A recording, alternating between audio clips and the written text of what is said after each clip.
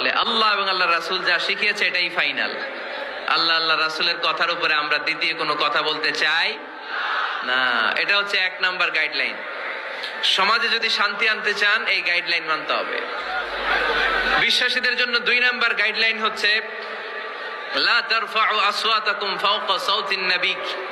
খবরদার ওই বিশ্বাসীরা, নবীর কণ্ঠের চাইতে যেন তোমাদের কণ্ঠ উঁচু হয়ে না যায়।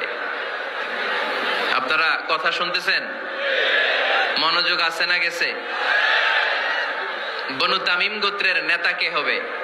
আল্লাহর হাবিব সাল্লাল্লাহু আলাইহি ওয়াসাল্লাম পরামর্শ করছিলেন।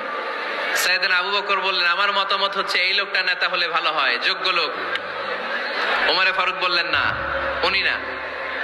আবু বকর যেটা বলেছে ওইটা না, আমার মনে হয় এই লোকটা নেতা হলে ভালো হয়। আবু বকর বললেন না ওমর তুমি বুঝো না, আমি যারে বলছি সে ভালো। ওমরে ফারুক বলে না আবু বকর, আমি যাকে বলেছি সে ভালো। এরকম মতামত দিতে দিতে, তর্ক করতে করতে বিশ্বনবীর গলার চাইতে সাহাবীদের গলার আওয়াজ বড় হয়ে গিয়েছে। আল্লাহ এটা আরশের উপর থেকে বরদাস্ত করে নাই। আল্লাহ বলেছেন খবরদার, লা তারফাউ আসওয়াতাকুম ফাওকা সাউতিন নবী। নবীর কণ্ঠের চাইতে তোমাদের কণ্ঠ যেন উঁচু হয়ে না যায়।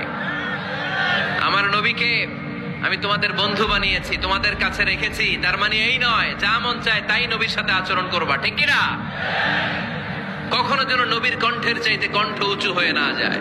যদি নবীর গলার আওয়াজের চাইতে তোমাদের গলার আওয়াজ উঁচু হয়ে যায়, তোমাদের জীবনের সব নেক আমলগুলোকে আমি বাতিল করে দেব।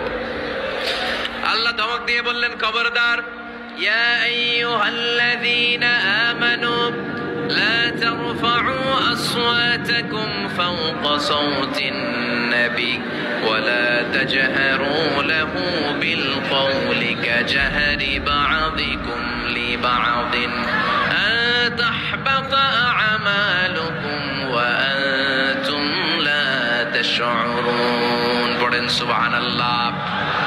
আল্লাহ বললেন খবরদার, আমার নবীর কণ্ঠের চাইতে যেন তোমাদের কণ্ঠ উঁচু হয়ে না যায়।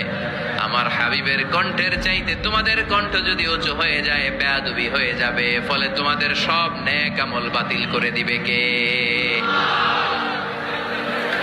এই আয়াত নাজিল হওয়ার পরে সাহাবারা কেউ বিশ্বনবীর সামনে এসে বড় গলায় কথা বলে না, আস্তে আস্তে বলে।